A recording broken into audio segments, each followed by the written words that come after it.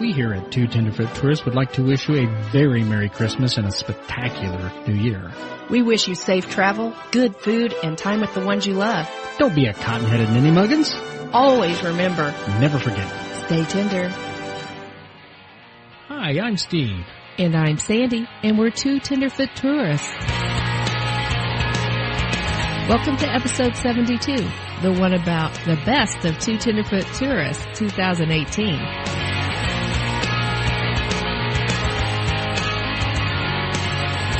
I'm really excited about this episode because it is our number one most downloaded episode in 2018. And the funny thing is, it started off with a request. It did. I forgot. Yeah, Daisy May. Daisy May requested that we do Wisconsin. Yeah, and it all started with House on the Rock. Yes, she told us all about that place. That Right. She got us looking. We looked it up, and it is like jaw-dropping crazy. I mean, it is a place that we really would like to go, and after you hear this episode, you're going to see why. Exactly. So thank you, Daisy May. Oh. Thumbs up. 2 thumbs up, actually. 2 thumbs up. You did good, girl. Yeah. You know what? Maybe in the future, maybe we should have like a grand prize to the person that gets the most download by the request. No kidding. No kidding. Hey, Daisy May, send us some more, girl. You might win something. We could send her a T-shirt. There you go. Hey, That's what I'm talking about. If you get the highest one for next year, we promise you one, dear. That's it. And you know what? I think that if anything, we're hoping that this will inspire people to look into their own state and see what's cool to see there and do there. I agree. I mean, it wasn't here till just recently we was like discovered how much in Missouri there is to do and see. It's like we're looking outside of our state and we're like, there's so much in Missouri we're missing out on. There's a ton of stuff, and it's a beautiful place. So Wisconsin shouldn't be any different. Exactly, and we know Wisconsin's interesting because we studied it for this episode, and we hope you enjoy it. Well, here we go. Bizarre Wisconsin roadside attractions. Well, okay, so the way the tradition goes for the last 4 years, am I figuring that out correctly? I think that's right. That we go down to the Gulf, and what we'll do is we'll get fresh Gulf shrimp and whatever seafood anybody else, because we take orders, and we come back with it, and then I make either a boil or a gumbo, which has been the last 2 years now. Right, we switched to gumbo. We liked doing the boil, but the gumbo really went off gangbusters last year, and we all decided, you know what, this just makes sense. The gumbo was so good.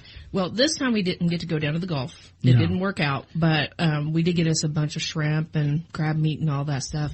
Normally we have like about 22, 23 people, 20 to 23 people. I'd say an average of 20 to 25 people, and that's norm. Right now we had like over 30 this time? Almost 30. Almost 30. I keep expecting it to grow. Because you keep inviting more people. I can't help it. I like making it for people, and I like to them say, hey, that was awesome. Yeah, and that it's your thing. It is my thing.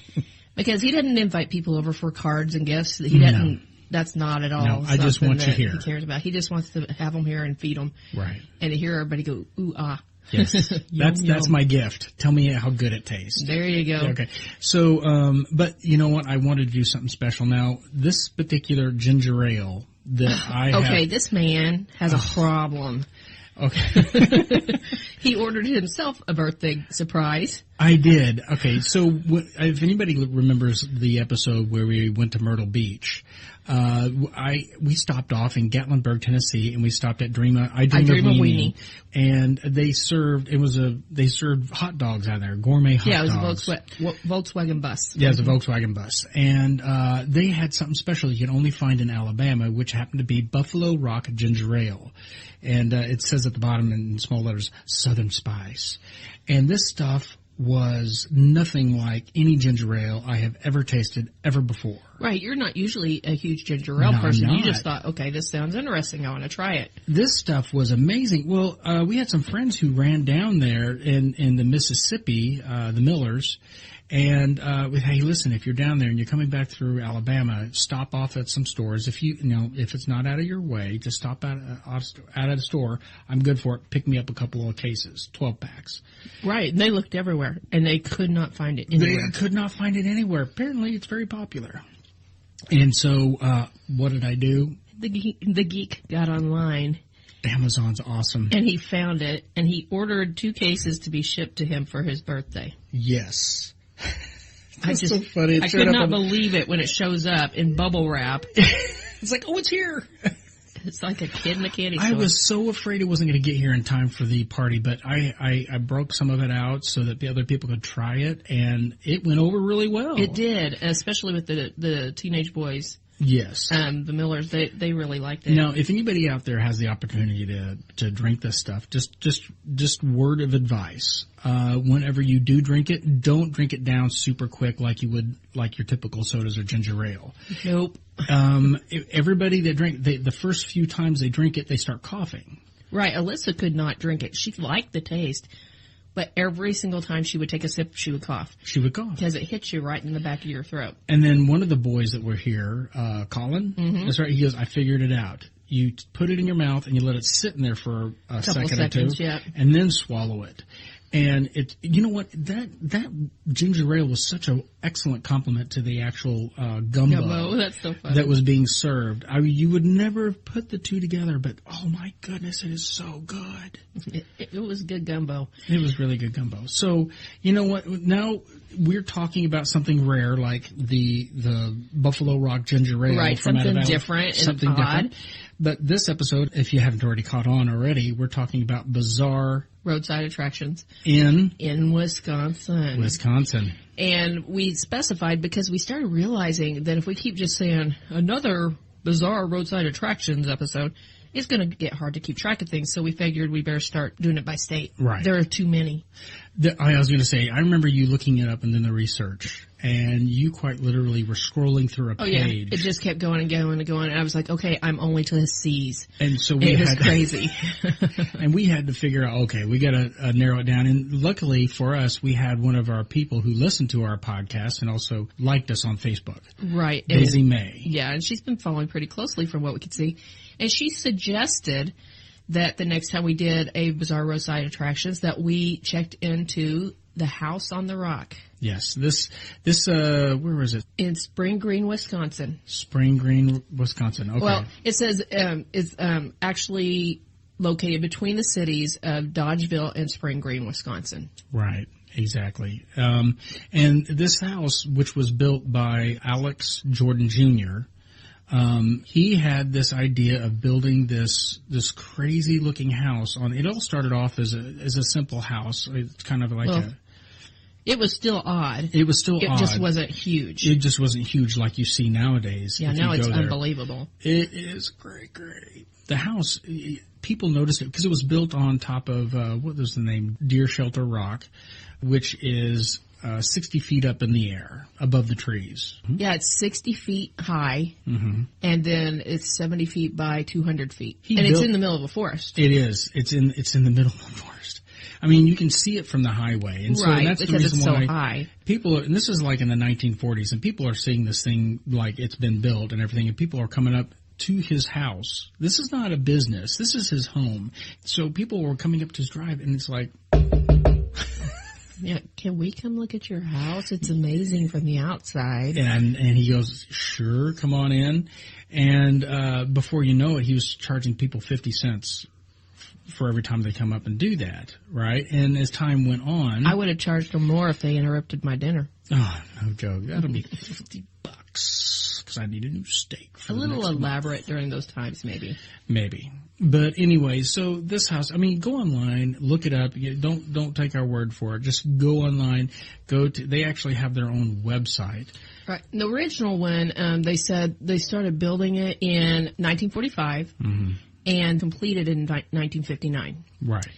But the thing is, they have just kept on adding on it and adding onto it and adding onto it.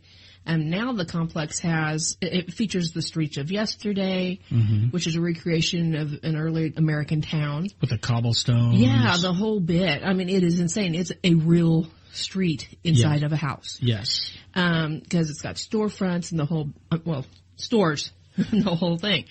The Heritage of the Sea featuring the nautical exhibits and a 200-foot model of a sperm whale. Well, sperm whale-like creature. Oh, is it a sperm whale-like creature? Yeah. Okay. Then they have the music of yesterday, a huge collection of automatic music machines, which, we'll explain that. And what the management bills as the world's largest indoor carousel. Right, exactly. Now, that's a lot to take in just for and there's a whole lot more that we did not even just mention. The tip of the iceberg. Tip of the iceberg, right. What's interesting about this place, from what we've read and the videos we've seen and everything, is that it looks like a huge, odd museum. Yes. It just of everything from knickknacks to paddywhacks, give the dog a bone. Okay, that was terrible. But it has everything in it. It really does. Right. I mean, they have like gun collections and all these different things. And what we found out is that majority of it is absolutely not real. right. Like some of the guns that he has on display, if not the majority of them, are actually They're fakes. Yeah, exactly. Fakes. And like the music of yesterday that I mentioned, the automatic music machines, they don't actually play the music. The music is just being piped, and it looks like they're playing the music. Exactly. And it's usually it's what they're referring to as the miniatures, right? Isn't that what they're talking about? The tiny little miniatures? I don't have a clue. I believe so. Yeah. So I mean, there's a lot of an illusion that goes on with it, but a lot of it is actual. It's real. You know. For instance, the 2-story carousel. It is real. It's just an oddity. Exactly. It can't be ridden. No, because There's too much stuff on it. Exactly. There are 269 carousel animals on there, and not one of them is a horse. Right. All the horses are hanging on the wall. Exactly. Because that makes sense in this place. You go online, it's really kind of weird because you see like half man, half horse or something like that on there or something. It's just really bizarre stuff. And yes. Some of the figures are not PG, but we'll move on. Oh yeah, and you have like those mannequin angels. Yeah, that are above that. There's 182 chandeliers. Right. 20,000 lights. Right. And hundreds of mannequin angels hanging from the ceiling. Correct. Exactly. You know what? I'm trying. Tim Burton meets Barnum and Bailey meets. You know what I'm trying to say? You know, it's funny you mentioned Barnum and Bailey. Ripley's Believe It or Not. Yes, definitely. You know, it's been said by some people that this whole thing is just like a con man job. Yeah. It's a big con. But the thing is, it's not. They don't present it as if it's all real. They just present it for you to be able to go look at and enjoy. And some of it's hands-on. There are toys in there that are hands-on that they want you to mess with. Right. And it's just supposed to be fun. It's supposed to be unreal and outrageous, and I want to go. Oh, I know. I mean, this place is just amazing. There's just so much stuff here. Okay, so, I mean, it's more than just memorabilia, and there's more than just miniatures there. There's more than carousels. They also have gardens. In fact, they have 3 different gardens there, hold on, I'm trying to find them. Hold on, let me find those. Well, while you're looking for that, they also, when the winter time comes around, they have a Christmas theme. And I guess they have a very, very large collection of Santa Claus figures. And they put them all over the place. Well, and something else is the bathrooms are even decorated strangely. Yes. There's stuff like mannequins and flowers and preserved animals. Sounds, with the preserved animals makes me think of Bass Pro, but I'm thinking with the mannequins it might be a little creepy. Just a little creepy. So, the original, Section 1, they split up the tour into 3 different categories, Section 1, Section 2, and Section 3. Section 1, I believe, is considered the original house, which included the Infinity Room. Oh, yeah, the Infinity Room. Tell about that. That's kind of cool. So the Infinity Room it's an optical illusion that jets out 218 feet away from the house, straight out from the house, over the trees, and that it's 156 feet above the forest floor. And it's an amazing thing to see. It's got 3,264 windows on the walls. It looks like it just goes on forever. That's why they call it the Infinity Room. And it does not have any underneath supports. Yeah, it's like, okay, it's like, do I really want to walk out there? Right. I'm wondering if it's not like the St. Louis Arch when we get up there and it kind of sways in the wind. I'm not sure if I can handle that one. So, but the section 1, it includes the original house, the Infinity Room. What else did it?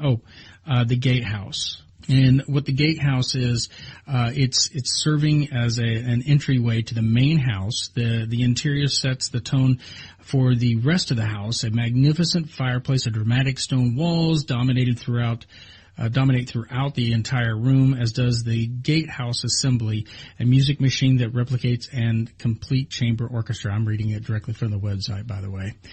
So it sounded like it. So that is section 1, and there's 3 sections, and section 2, the Mill House, the Streets of Yesterday. Which, by the way, the thing about that particular Streets of Yesterday, just to remind everybody, it's a recreation of the 19th century street. Everything, it's complete from red brick avenues, right, including a sheriff's office, a carriage house, and hundreds of antiques. I believe there's even mention of a barber shop in there, too. And you can look in the shop windows and everything like that. It looks just absolutely amazing, especially on camera. I'd like to see what it is. But anyway, Section 2 also includes the Heritage of the Sea, which has 200 model ships on display. It's got a 200-foot tall sea creature, which we discussed, which actually they said that it's longer or taller, that is, than the Statue of Liberty. And this kind of gives you an idea of how big this place is. Yeah, this is all inside. And in the mouth of this creature is a boat. And then on the tail end of it is was it a squid? Yeah, there's some kind, well, I think they say squid-like creature. A squid-like creature. I think they're being very careful not to be that specific. But, then Section 3 is the carousel that we mentioned, the organ room, which Sandy mentioned, the dollhouse room, the circus room, galleries. But they also have like a third package called the Ultimate experience. And the cool thing about that is you have access to the entire house, so you can be there as long as you want. A self-guided tour. Open from 9 to 5. That's more of our speed right there. We like tours. We like people to tell us about stuff. But when it's self-guided, you can take your time. You don't have to feel rushed. Mm-hmm. And it's like $29 a person. I almost say it's probably worth it. If the place is as big as we're hearing, then I would agree with you. Yeah. Oh, go ahead. I was just going to say there's actually a couple of exhibits that have been added most recently. The Spirit of Aviation, which is a collection of large model airplanes, and it's in a themed room. And then another exhibit is the Transportation Building. The neat thing about that is while the construction was going on in there, they allowed people to walk through and watch them build these exhibits. I think that's a cool idea. That is cool. I agree. So, yeah, the aviation room, this thing is just, you know what? I looked everywhere and I could not find how many square feet it is. You know, how big this place is. All I know is if you're going to be fitting all this stuff in there, it's got to be huge. It's got to be outrageous. Outrageously huge. It's like, that's a lot of square footage, baby. Seriously. Is crazy. This is, I think, an awesome place. Thanks for suggesting it, Daisy Mae. This place is... We want to go there. Yeah. And that says a lot because, granted, yes, we have a lot of places we want to travel to. Right. But to go to a specific destination, we're kind of picky. Yeah. We want to go there. We find it totally fascinating, and we're interested. Now, the thing also is that for people who, you can drive by, you can visit the place, but if you're going to spend adequate time there, unlike our typical roadside attractions. Right. Most of the time we pick stuff that's really quick. Yeah, but this right here, they actually have a resort and also a hotel. I would recommend that you go and you check a place out, on TripAdvisor. One is the House on the Rock. I got Colorado stuck on my head. Well, right we're now. going there. The House on the Rock Resort, and then you have House on the Rock Inn, which is south of the attraction House on the Rock, and then the resort is north. Just look those things up. The cool thing about I looked it up, there is at the inn, they have like a water play area for kids and an indoor pool, and it looks really, really nice.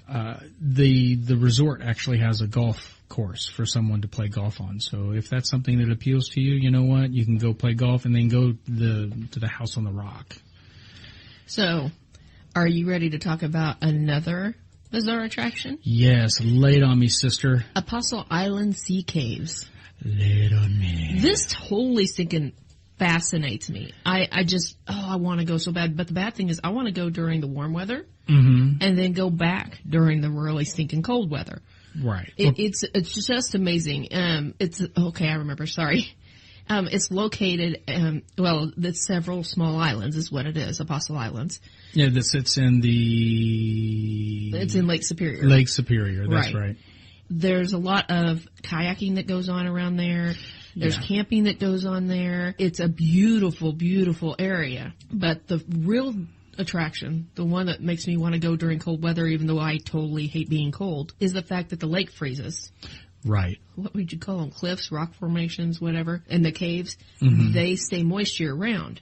Right. So when that lake freezes, all of that freezes on those too. So it's like this little winter wonderland. It's amazing. Yes, it is. And they keep very close tabs on the lake when it is the proper thickness of ice. That's what I was looking for. Then you are allowed to trek the approximately 2 miles out to the islands and do photographs or whatever you want to do. Right.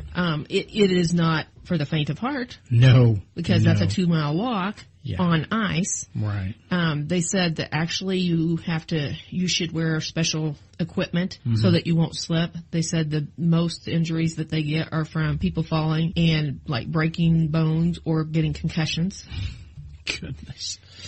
And it is Sign me up. Oh, yeah. We're on this. We're so awkward and clumsy. That would be dangerous. That's awesome. Anywho, do you have a walker I can use out on the ice like you do at roller skating?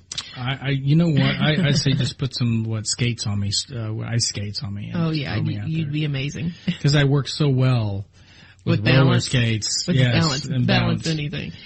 But no, it is pretty cool. And you and I said we would like to do it. We honestly would like to go out there and do that. Right. It would be so cold, though. We've seen the video footage, and you can see that they are just freezing. But it is amazing. It's like a modern wonder, you know. Right. Oh, man. So, you know, I when you told me about this, which made my jaw just absolutely drop, that you have a better part of this lake, Lake Superior, freeze enough. It freezes enough, and the ice becomes thick enough that people can travel miles onto the lake and walk around into the caverns. Right. In an island that normally is in water. Right. No, if you want to access this area during warm weather, you cannot get to it without a boat. Correct. You have to be in a boat. Correct. So, I mean, to be able to just walk out to something like that, that's really very cool. I don't know. It calls my name. I went online, like onto Google Maps, and you can go up there to that little peninsula that sticks out into Lake Superior, and then from that peninsula per se, you have like several of these islands, and you got Sand Island, you have Oak Island, Bear Island, Rock Island, Apostle Island, the list goes on, right? But it's over on the northwest corner or side of the actual peninsula of Wisconsin that you're overlooking Lake Superior, that people that's where you go out. That's where they tell you, hey, listen, if you're going to go out and do this is where you need to go. Two Tenderfoot Tourist Podcast is sponsored by Insurers of America. Insurers of America is committed to being at the forefront of technology and providing the best possible customer experience in the insurance industry. Regardless of how big, small, unique, or specific your insurance needs, Insurers of America has a policy for you and tops it all off with exceptional personalized care. They enjoy giving you the peace of mind that comes with knowing your insurance agency can help you. Become a part of a family at Insurers of America today. Also sponsored by Classic Rock Coffee Company is locally owned and started right here in Southwest Missouri. Don't let the name fool you. You don't have to like rock and roll to enjoy Classic Rock Coffee Company. But it couldn't hurt. Regardless of your favorite pick-me-up, Classic Rock Coffee Company has got you covered. Traditional drinks, flavored drinks, protein shakes, hot teas, and smoothies. Are you hungry? They've got great coffee and a great menu. Yes, they serve food too. That even includes keto. There are so many drinks to choose from. What are our favorites? Well, for me, anything chai. My absolute favorite is the Cheesecake Chai Tea Frappe. And mine is a toss-up between two frappes. The Mocha Coca and the Sweet Emotion made with chocolate and caramel are both off the hook. Classic Rock Coffee Company is located at 1230 U.S. Highway 60 in Republic, Missouri. Let them know that 2 Tenderfoot tourists sent you and get a special discount. And now, back to the podcast. The island, you're looking at it right now. I'm looking at it right now. And Sand Island is just right out there. I mean, you can see it from the shore, but it's a couple miles in. And you go online and you see like all kinds of amazing photos. You go to YouTube and you see like kids and people walking out on there and walking around and exploring the islands out there and everything like that, and along the side of the beach. And you'll also see photographers out there with their tripods set up inside some of the caves and taking pictures of the light shining through in different spots. And I mean, it just looks like a miraculous experience. The thing is, though, you have to remember, if you're scheduling a trip, it may be iffy on whether you can do it, because it only freezes periodically. It's not something that you could protect very well. Go ahead. And it has to be sufficiently frozen or you're not allowed on it. Correct. Exactly. In fact, the National Park Service is a great place to actually kind of keep track of it. They also have their own website, which is Sea Caves Watch. I can put it in the description. So people, if they're interested in doing this, they can just keep track of it. It's like, okay, is it going to be available for us to walk on? Right. And I think the key is, though, to make that something you want to do if it's available to you, but have another plan. And then also, I read somewhere. Wouldn't you agree? Yes, I agree. It says, there's a question, there's a Q&A on the National Park Service website, and it says, is there a fee for visiting the ice caves? And the response, and it says yes. During the ice cave event, there is a $5 person per day for those 16 years of age and older for those visiting the caves, regardless of access point or method. The fee is waived for children under the age of 16. I mean, and they also say bring cash. Also, what, they don't want to run a debit machine? I guess not. Well, you know what? You kind of keep the cost low if you run it. You don't have to deal with all the fees. Right. There is also an annual pass available for $10 a person. The $10 pass is also available at the park headquarters in Bayfield, and it's during the Ice Cave event. So anyway, so if you're planning on doing that, try to figure out ahead where you're going to park, but also just take cash, because you're going to need cash in order to get right. And they want you to not just take cash; they want you to try to bring exact change. They don't have a lot of options out there. It's not like they have this big souvenir shop that you can go pay in. Which is kind of weird. Why not? So anyway, make a long story short, the sea caves. Go everybody. I encourage you so much. Just go online and look. Yeah, you really should, because just looking, I love to put stuff in the Google search engine and look under images. Mm-hmm. Steve likes to look for videos. Mm-hmm. Just do it. It's pretty impressive. I mean, if you love nature and you love the natural beauty of it, you're going to be impressed with it. It's really cool. Yeah, it's not a problem at all to be like just captivated by some of the photos and the videos that we've seen come out of this place. And you know what? I think it rises to the bizarre part, because that is something really weird. It is weird, and the fact that it's rare, if you think about the fact that it only happens sometimes, that qualifies it as far as I'm concerned too. Right. Moving right along, though, we have another bizarre Wisconsin roadside attraction. It's in Appleton, Wisconsin. It's Harry Houdini Historical Center. I thought it was the History Museum at. It's at the History Museum at the castle, but it's called the Harry Houdini Historical Center. All right. It's in his boyhood hometown. Right. And long story short, we have exhibits that are hands-on exhibits, so you can kind of put yourself in that position, along with displays of his straitjacket he used for his which is great illusion, and also his leg irons and lockpicks. That is incredible. Yeah, and very cool. I mean, and again, look at some of the pictures.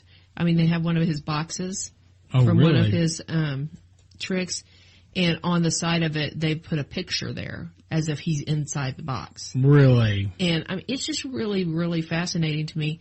I never knew a ton about Harry Houdini. I just knew he was the most famous escape artist. Right, exactly. If no one has ever heard of Harry Houdini, where have you been living? Under a rock? No, I'm just kidding. They're probably way too young, because I think he probably has disappeared from a lot of what's been taught.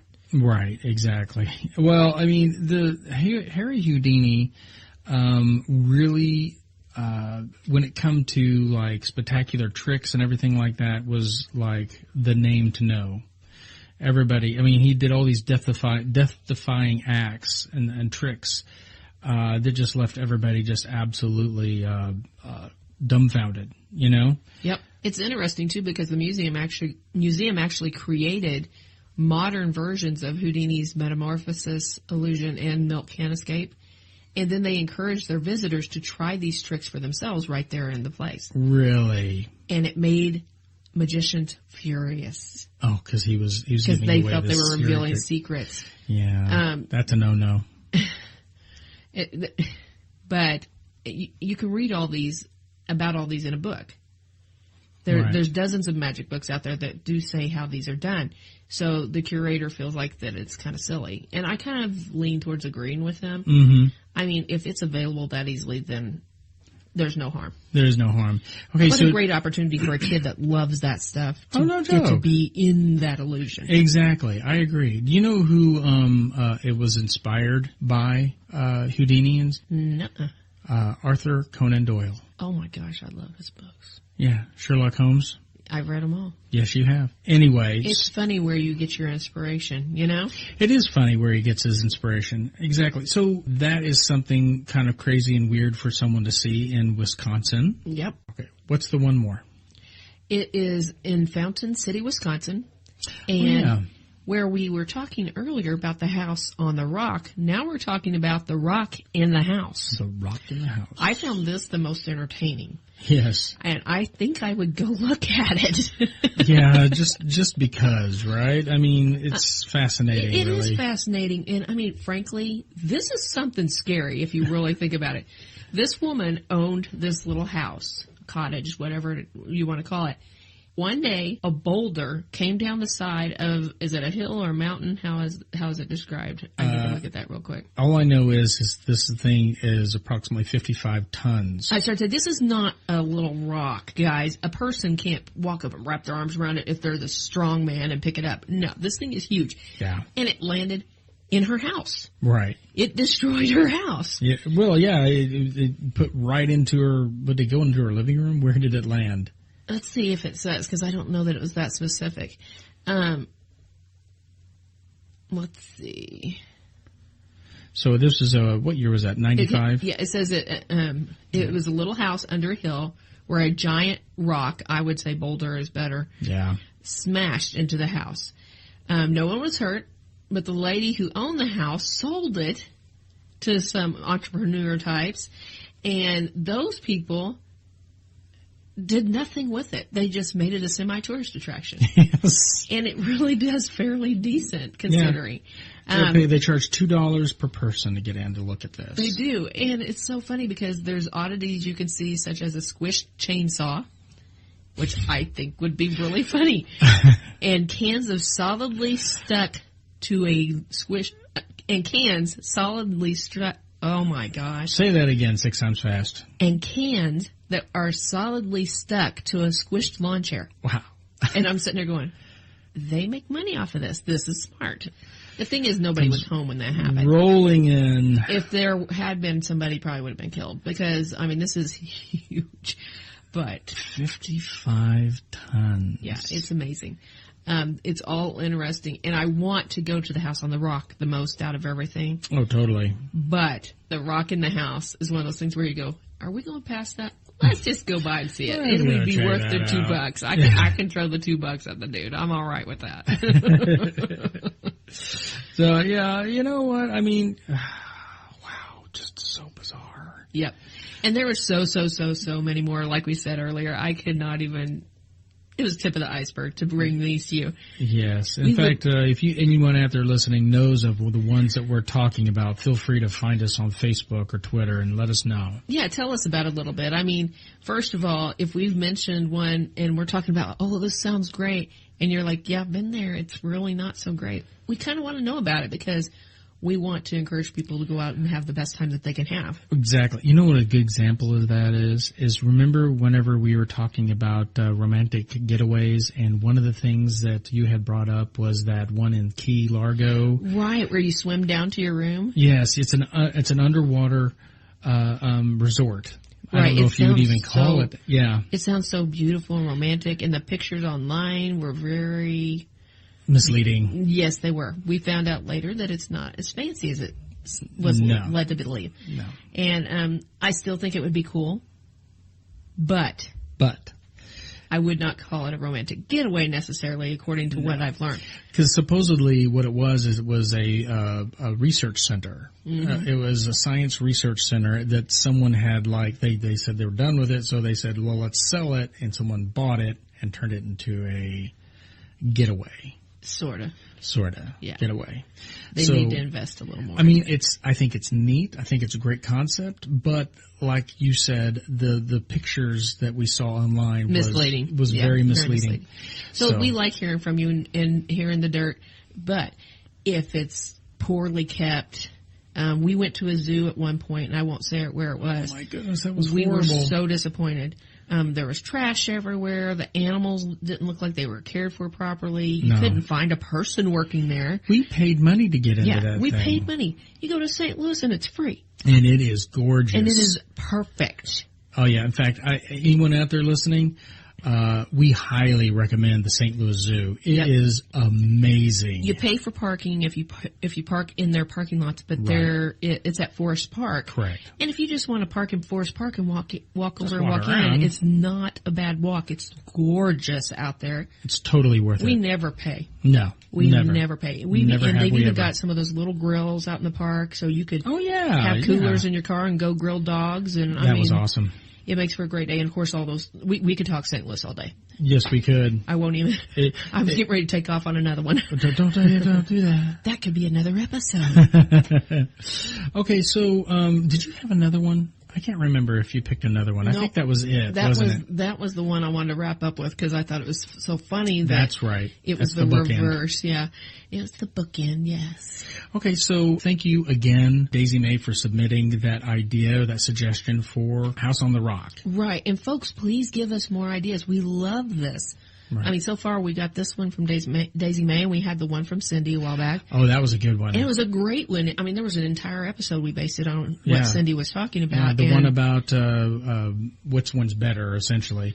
Vacation rental or hotel. Right, and I think we had one of the biggest conversations we've ever had about it on Facebook, didn't we? Yes, a lot of people were, like, volunteering all kinds of, like, saying, yes, their experiences doing the opinions, rental home. Information, questions.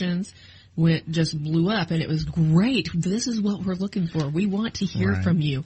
Exactly. Good, bad, or otherwise. Just be kind. Just be kind. Be polite. Okay, so listen, we've had a few people write to us and give us a few things. For instance, we have a new subscriber who likes the podcast. What was his name? Jacob? Kellett. Yes, our young friend. And I'm really excited because he... Evidently, he's going to get to travel a lot and everything, so it's really exciting that he's interested in our podcast and that he's wanting to communicate with us. He's told me that he's going to tell us a lot of information. We'll see, Jacob. We'll see. And Jacob's comment was, I feel like I'm there in the room. I love it. We appreciate that. Yes. And frankly, Jacob, I would love it if you were here in the room. It would be a lot of fun.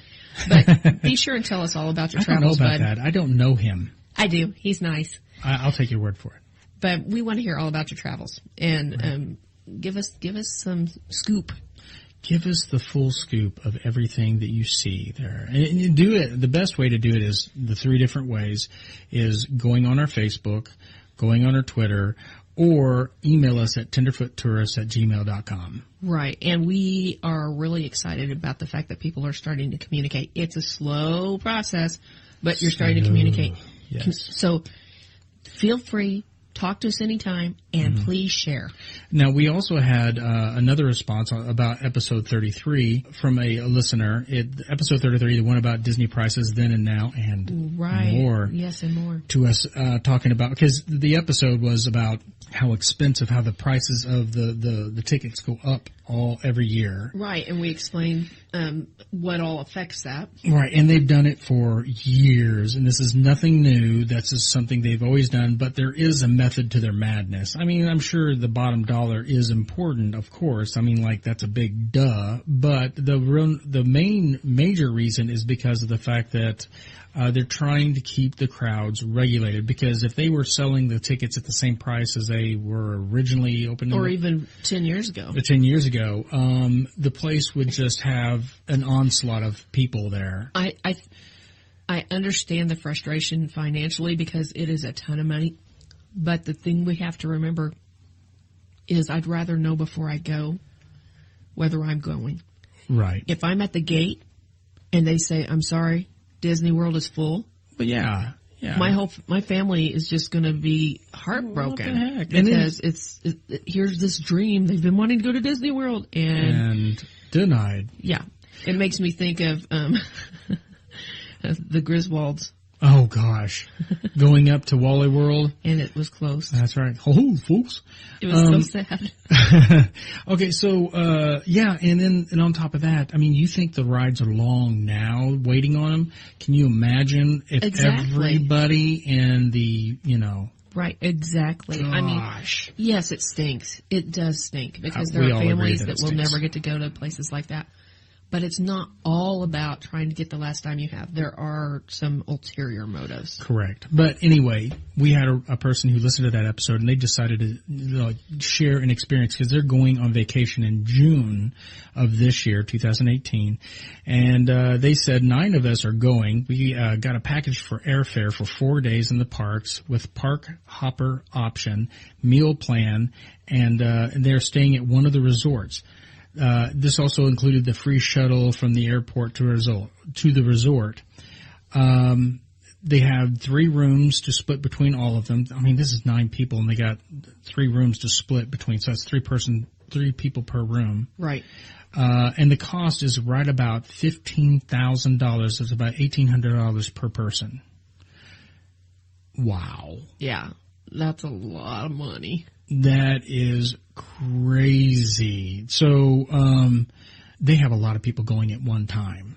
A lot of people going at one time. So, anyway, we really appreciate those numbers because, I mean, it really helps put things into perspective for people. Mm-hmm. And yes, there are ways to do things inexpensively. Yes. We're not saying that there aren't cheaper ways. Mm-hmm. But this is just an example, and we really appreciate the fact that she was willing to give us those numbers. Right. And then we also had another response from Sarah from Missouri. She wrote to us about, in regards to episode 43, the one about train robbers, funnel cakes, and time travel, where we talked about our first day at Silver Dollar City for 2018. And we talked about train robbers, the train there. We talked about our traditional funnel cake that we have there, and also the new roller coaster ride that's at Silver Dollar City. She wrote, after listening to it, she says, as far as souvenir cups, there are certain older years that were grandfathered in and do not have to get the cups each year. I think they started about 5 or 6 years ago. She's not sure. If anybody out there knows the exact how many years or what year they finally stopped doing that, let us know in the comments section on this episode on Facebook. So we have maybe 5 or 6 year old cups that we bring and don't buy new ones, is what she says she does. And she said that also it's kind of cool. She gave an idea, like if for some reason you don't have that, try looking on Amazon or eBay or some other place out there that you could actually find those cups if you can find and determine what year the cutoff was. So right. I mean, I'm still determined to go out and look in our garage because I'm sure we've got them out there somewhere. Oh, somewhere. Also, she reminded us these 2 things actually. George had mentioned this once before, but I think it bears repeating. That the fact that souvenirs, there's information about the souvenir cups, and also the fact that you can actually bring cooler of your own food into the park. That's a big deal too. Most parks do not allow other food, outside food in, and they do. And it's a lifesaver, and especially if you're somebody that's on a special diet Right. or limited income. I mean, you've got little ones. It's so much easier. It really is. And I know that you and I had done that whenever we had gone a long time ago. It was because you were remembering that we'd have a backpack and we'd have sandwiches in there with frozen bottled waters. Right. We'd put the frozen bottled waters in the bottom, and it would gradually thaw, and we'd sip on those all day. Yeah. And it would keep our food cold. Which was delicious. It really worked out great. It mean, did. and it was so funny because at the beginning it's heavy because we have so much water in there. True. But whoever carries the backpack is cooler than everyone else too because it keeps your back nice and cool. Yeah. Last episode that we just mentioned, episode 43, the one about train robbers, funnel cakes, and time travel. We also mentioned that someone had told us that the flooded mine was closing, and I could not find it. You and I could not find anything anywhere on the internet stating that the flooded mine was going to be closed. Right. I think that may have been a misunderstanding. And actually, I wrote George, Sir Willow. If anybody out there wants to know more about Disney World or Silver Dollar City, or he has this YouTube channel called Confessions of a Theme Park Worker, because he worked at Disney World, he's worked at Silver Dollar City, he's worked at all these theme parks, and he really has the insight scoop. and Yeah, the he inside knows scoop. he knows what he's talking about. And he's fun. He is fun. And I wrote to him, I was like, okay, do you know if this is true? And he goes, okay, that comes up every single year. And he goes, it has happened long before I ever worked at Silver Dollar City. They were always talking about how that flooded mine was going to close. So it's not really happening. Anybody who listened to the last episode, it's remaining open. I'm so happy to hear that because I love that ride. I do too. You and I both enjoy it. So. It's perfect for children. It really is. And it's perfect for adults because, well, it's awesome. So anyway, if you're interested in what the flooded mine is, go to the Silver Dollar City website, look it up, or listen to our last episode, episode 43, the one about train robbers, funnel cakes, and time travel. Yes. What a fun episode. It really was. I forget how interesting House on the Rock really is. And hey, I still want to go see the Rock in the House. Oh yeah, totally. And I would love to go see the Apostle Islands. Oh, I know. And either time of year would be so cool. Yeah, whether it be kayaking or walking across the ice. I'm a little scared to walk across the ice, but I'd do it. Oh man, can you imagine the type of photography you would be getting? I mean, you see pictures. Do I want to freeze for my art? Yeah. Yes, I think I might. I think I might. But it just sounds amazing. And we hope we've inspired you to actually look into your own state and maybe even think about making a trip over to Wisconsin. And be listening because we're going to be doing some more state-specific episodes. That's right. With that being said, the one about the best of Two Tenderfoot Tourists, 2018. I'm Steve. And I'm Sandy. Until next time, stay tender. Steve, where are you? I'm back here getting organized. We've been a bit overwhelmed lately. You know, you're right. Maybe it's time we take a little break for the holidays. You know, I was thinking that. I think for the month of December, maybe we should play our most popular episodes. I think that's a great idea. I mean, they liked them once. It's true. They like them. They'll like them again. Yeah, they have nothing to worry about because we'll jump right back in January. I think it's a plan. I think it's a definite plan. You get right on that. I'm going to go bake you some cookies. Ooh, Andy's mint chocolate chip? Okay.